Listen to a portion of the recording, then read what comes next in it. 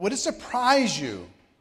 I'm going to show you something that happened in my mind, but would it surprise you to realize that you've been programmed not to succeed in network marketing? Would that surprise you?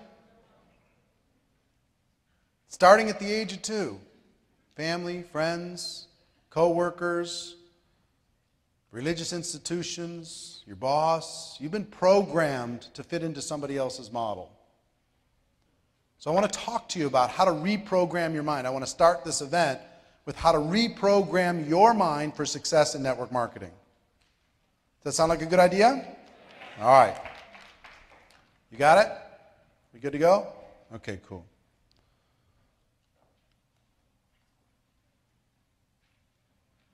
Reprogramming yourself for success. And by the way, this is the fanciest PowerPoint ever, because my nephew did it for me. And he's out working for like Lucasfilms and stuff, so don't think that I put it together, because I didn't. And the rest of the weekend will be very normal. Reprogramming yourself for success. See, here's how this works. If you take a computer and you type a letter, right? But that letter has a typo in it. And then you print out the letter. You see the typo. So you take an eraser and you erase the typo. Right? So you've printed a letter, or you've written a letter, you printed it out, you got the typo, you erased the typo. Success, correct? You're going to go back to the printer and reprint. Typo's still there. How does this happen? So you erase even harder. This will do it for sure. You go to a seminar. This will fix my problem. The seminar. That'll erase the typo. Go back to print, you got the same issue. When you go home, I still got the same issues. At some point, you got to go back to the computer. You got to, in the programming itself of that letter, you have to change the typo.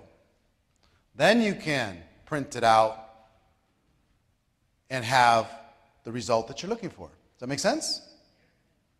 See, most of you came to this weekend saying, tell me what to do. I'm here for my to-do list. Tell me what to say, what to do, how to dress, how to, wake up in the morning. Tell me what to do. That's why I'm here, because I want to become a pro. And that's fine. A lot of people, what they'll do is they'll focus on activity. If you draw a line in time, what most people will focus on is activity. What to do. And they think if they do that activity long enough, they're going to get a result. Right? Makes sense? And if they get those results, then the clicker will work. Then they can have the lifestyle. So what most people think, activity leads to results, results lead to lifestyle. So I need to correct my activity, and I will if I correct my activity, I will get the results, I will get the lifestyle. That's what this weekend is for. That's what this is all about. If I do this, success is guaranteed. Here's the challenge with that. There are more things than activity. The activity is the printer. Right? It's not the computer. So if you try and fix what's being printed out without going back to the computer, you're only going to go so far. Let me show you what success looks like. If you draw success on a chart, success in network marketing, let me show you what it looks like. Doesn't seem to matter, doesn't seem to matter, doesn't seem to matter, doesn't seem to matter, all of a sudden it matters.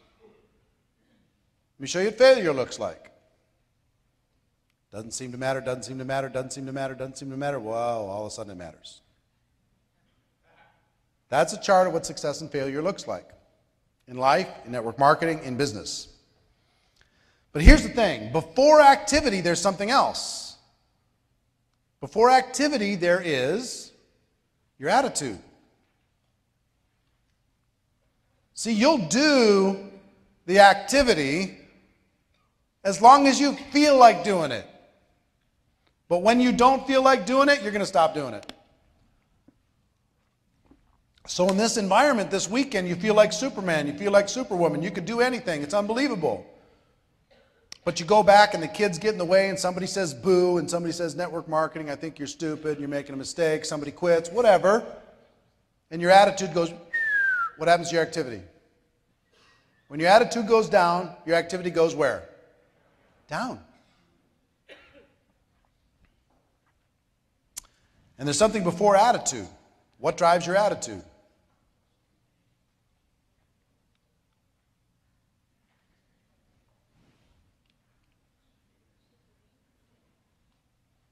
Your thoughts. What you think is important. But Jim Rohn would say your philosophy. Based upon your thoughts are going to drive your attitude. Your basic belief system is going to drive your attitude. If it's important to you, your attitude will be good about it. If it's not important to you, your attitude is not going to be so good about it. And before your thoughts, is your programming. There's that computer all the way back there.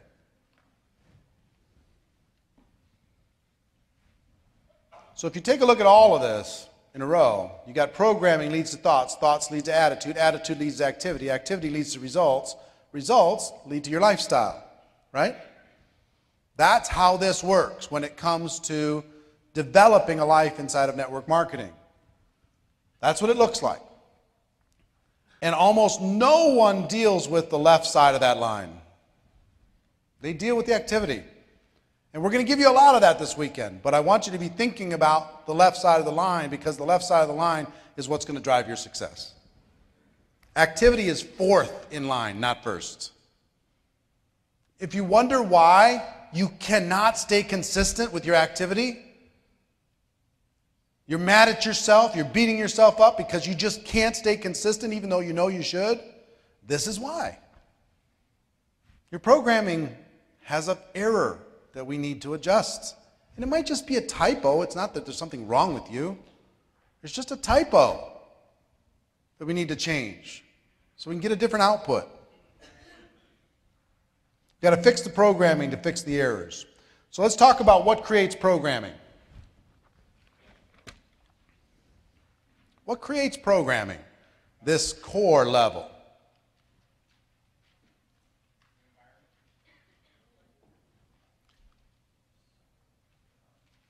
Your family. Your family's going to have a huge impact on your programming.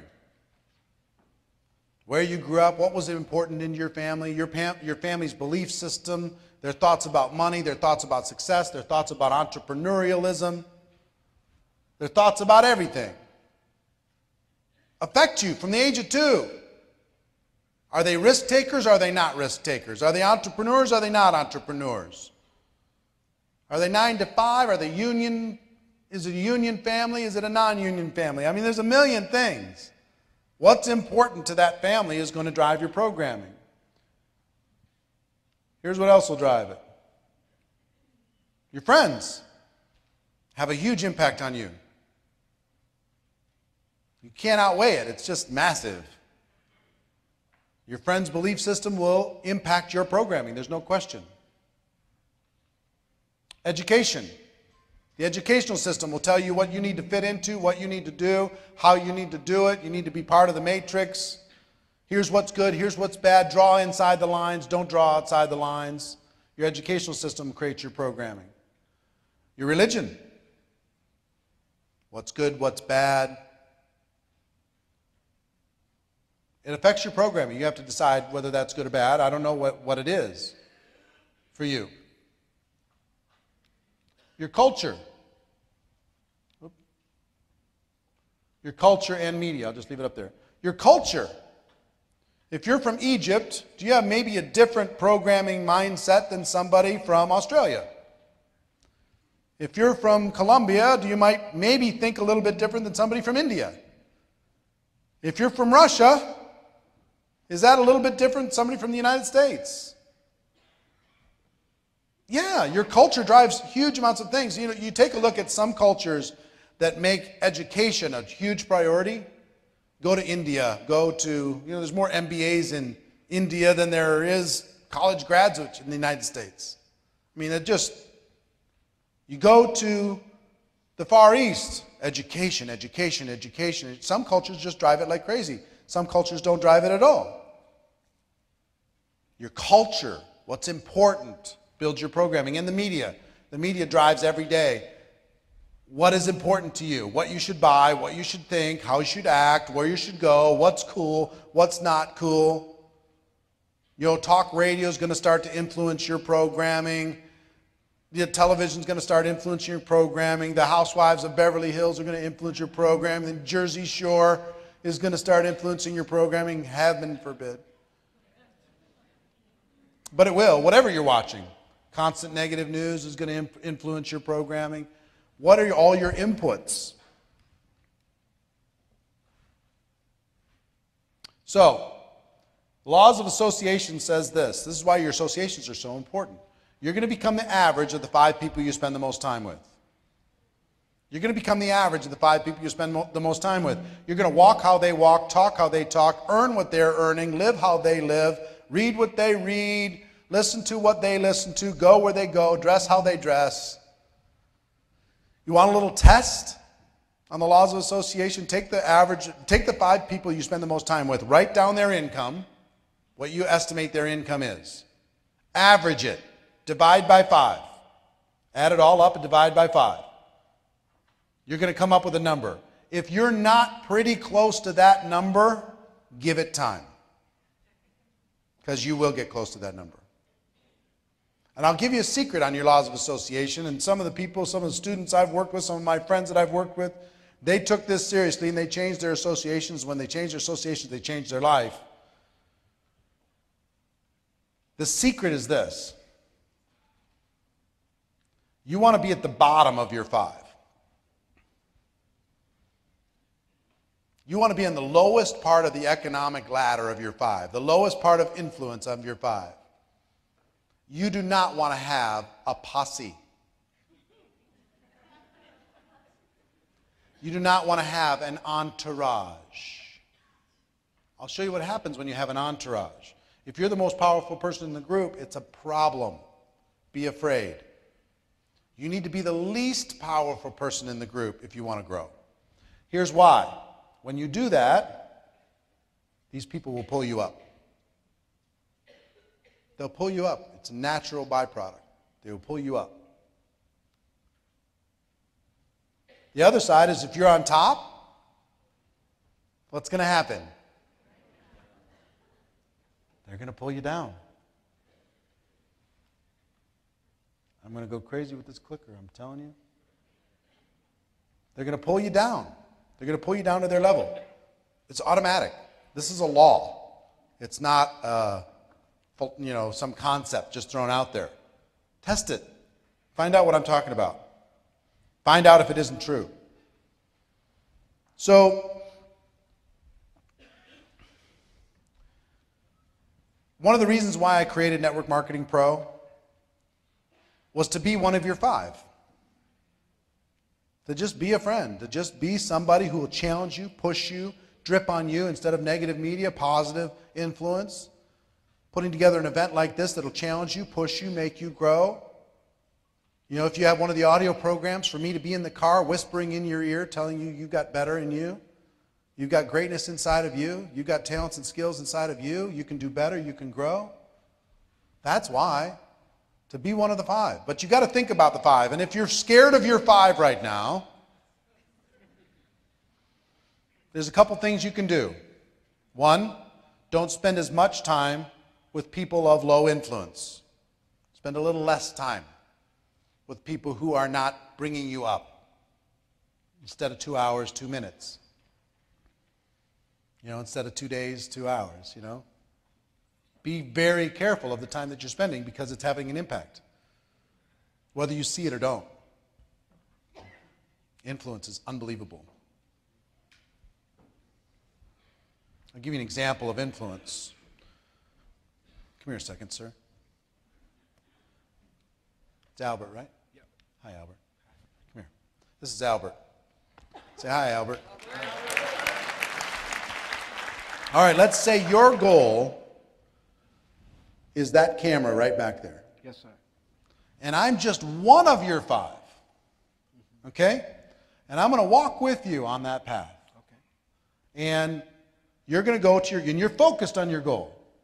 Okay, I want you to stay focused on the goal. And I want you to start slowly walking towards your goal. Okay? And I'm with you. I say, Albert, there's a really good movie out that we want to see. And keep going. You got your dreams and your goals. And there's this great barbecue place I want to go check out. And do you see this magazine? This really cool magazine. Look what happened to Paris Hilton. It's unbelievable. And look, a bird.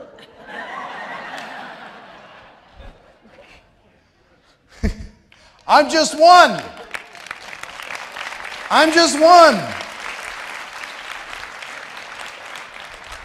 Now come here, Albert. You think I'm joking? You think that's not real life? One friend can do that. Turn around again. Now again, I want you to walk and I want you to get distracted and I'm going to be a different friend. Okay? Let's go. No. No.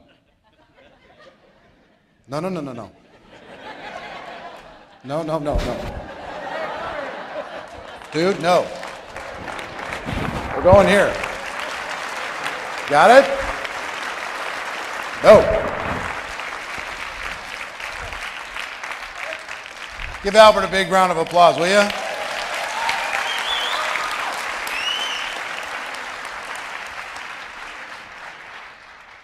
So of those 2 types of friends, what are your friends like? Are they the ones that will force you to stay on track to your dream, or are they the ones that will not only allow you to go off track, but will help the process? You got to take inventory. You got to be thinking about it. This is your life. It's your future. So, one thing you could do is spend a little less time with those types of people, but even a little less time is still dangerous. Can you see just with that example how dangerous a little time with somebody who is determined to take you off track can be? How dangerous is it to go for a person who's struggling